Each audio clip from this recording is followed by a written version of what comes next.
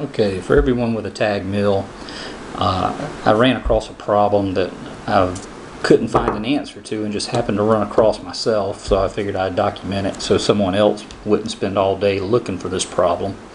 On the bearing block where your two bearings go in and they are jammed together with the indicator, this block, and a nut, these bearings are pressed together so that any backlash in the bearings is taken out between them and the lead screw. I put these bearings in several months ago and everything was fine.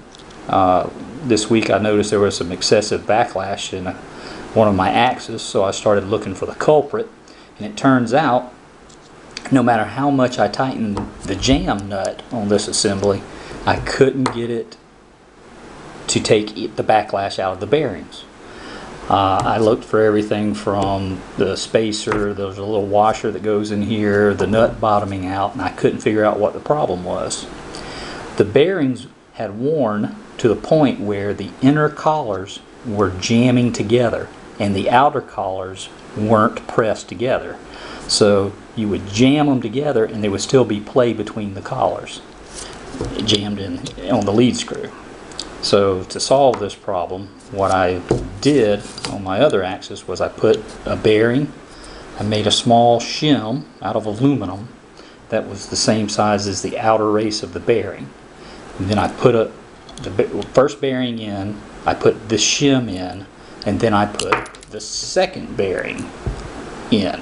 And this gave me room for these inner races not to touch, and the outer collars would hold the tension, and I could tighten it back up and get my backlash out. About the only thing you need to do is make sure that whatever this is, make sure it's not so thick that you can't put your retaining screws back on the outer bearing to hold everything into the collar. I hope this helps somebody else out if they come across this problem. I think the problem originally is the bearings I've gotten are just not high enough spec bearings, and they have a little bit of play in them right here where this collar can move back and forth. But there you go. Good luck.